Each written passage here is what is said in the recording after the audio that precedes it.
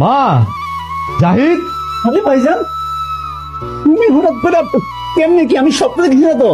না রে ভাই, স্বপ্ন দেখতেছিস না, আমি তো সবাই সারপ্রাইজ দেওয়ার জন্য চলে আসছি। বাবা সুজন, তুই? ওরে আমার কলিজা, আমার আসমানের চাঁদ। বাজান, ও বাজান, তুই কেমন আছিস? কেমন আছো তুমি? আরে বাজান, শুন, কোন কথা কবি নে, এখন নিচের কথা দূর থেকে আইস, আগে খাওয়া দাওয়া কর, বিশ্রাম কর। আয় আয় বাজান, আজাদ আমার বাজান। গরুর মাংস তো অনেক মজা হয়েছে, কে রান্না করছে? না আমি রান্না করছি। ভালো লাগছে আপনার?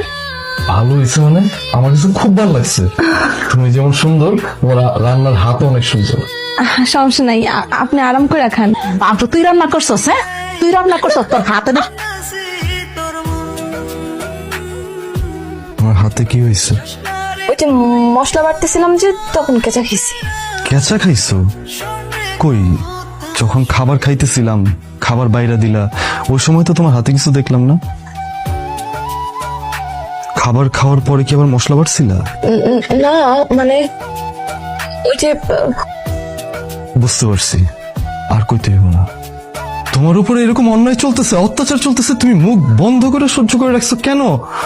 হ্যাঁ, তুমি আমার জানো নাই কেন? কি কি জানাবো আমি আপনারে?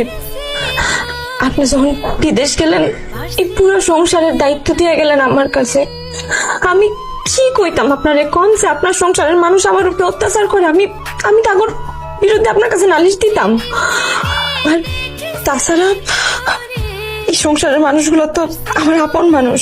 আর তাছাড়া আপনি অত দূরে থাকেন, বিদেশে থাকেন, এত জয় ঝামেলা, এত অশান্তি, আমি আপনারে কইয়া আপনার নতুন করে অশান্তিতে রাখতে চাই না। তাই বইলা তুমি নিজে এত কষ্ট পাইবা?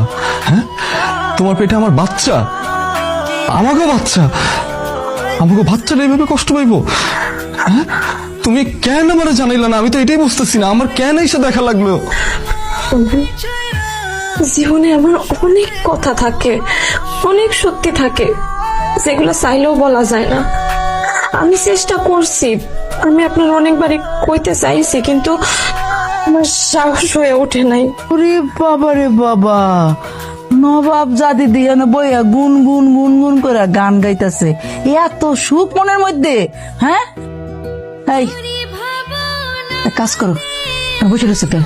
আসো, বাড়া ব্যথা করতেছে, পাটি পাতাও। ঠিক না মা, আবার আমি আপনার পা টিপবো? আমি আপনার পাটাও কিছু টিপতে পারবো না, আমি এমনি শরীর নিয়ে লড়তে পারি না আম্মা। কি আমার মুখে মুখে বলো পা টিপবা না? এত বড় সাহস! তাড়াতাড়ি আসো, পা টিপো।